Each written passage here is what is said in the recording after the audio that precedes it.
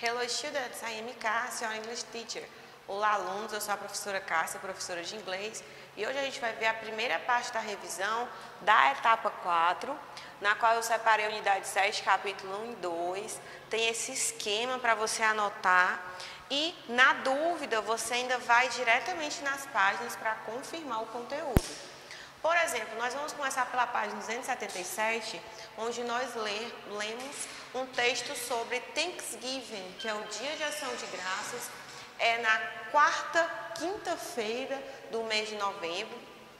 Nós já passamos por ele, também falamos que é na sexta-feira, posterior a essa quinta-feira de feriado, que surgiu a Black Friday, para que as lojas pudessem fazer promoções e vendessem seus produtos, para quando começar o mês de dezembro, eles têm produtos novos para a venda do Natal.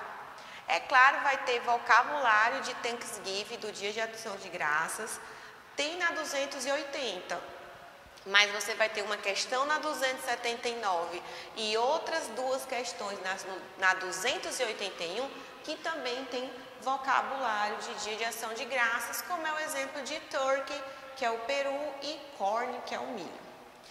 E o último conteúdo do capítulo 1 é os determinaries, que são determinantes. Eles são determinantes porque eles me explicam diretamente se aquela frase é singular, se aquela frase é plural, e ele está diretamente ligado a palavras contáveis e incontáveis.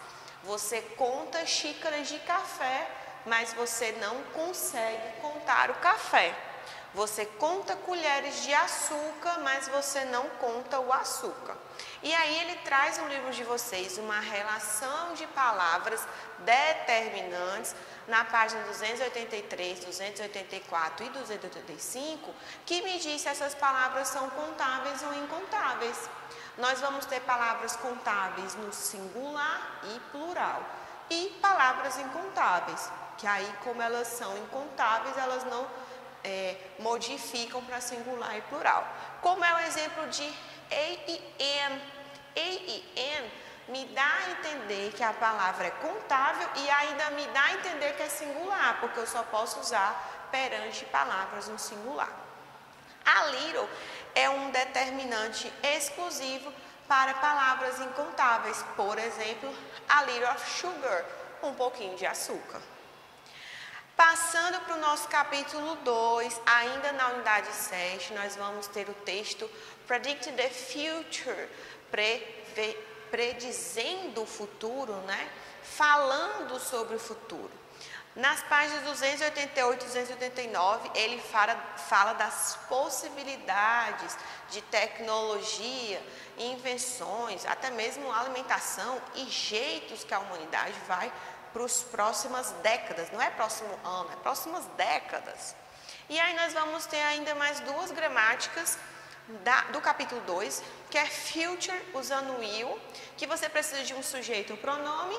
A partícula will, que não vai ter tradução, ela coloca o verbo no futuro, o verbo e um complemento. Lembrando que o will faz negativa, o will faz interrogativa. Então, você pode muito bem, nessa frase, colocar negativa, colocando o sujeito, o pronome, colocando o will, só que você vai acrescentar o not entre o will e o verbo. E aí você passou uma frase para negativa. Se você quiser fazer essa frase interrogativa, você joga o will para frente e aí você coloca o sujeito ou pronome, só que você agora vai pular, né? Vai colocar verbo, complemento e um pontão de interrogação para fazer a interrogativa. Então, essas são frases no futuro, usando o will. Está na página 290. E o último conteúdo desse capítulo 2, ele fala que você deve saber a diferença entre o will, going to e present continuous. O will é futuro e going to também. Só que o will é um futuro mais desejável, mais emotivo, mais sonhador. O going to é um presente próximo, prático e comum. E o present continuous está no presente. Mas qual deles eu vou usar quando eu estiver falando de predições? Predições eu vou usar obrigatoriamente o will e going to. E se eu estiver falando de decisão?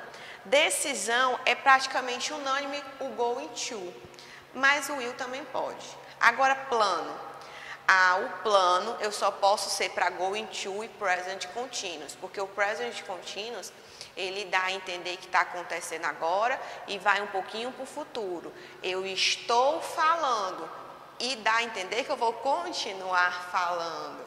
Então, gente, esse é o esquema da primeira parte da revisão. Vai a unidade 7 toda, capítulo 1 e 2. Olhem bem essas páginas, é onde está a nossa gramática. Deem uma olhada nas questões que nós já corrigimos, nós já fizemos, para vocês terem bastante esse conteúdo na mente de vocês. Até a próxima aula. Bye, bye!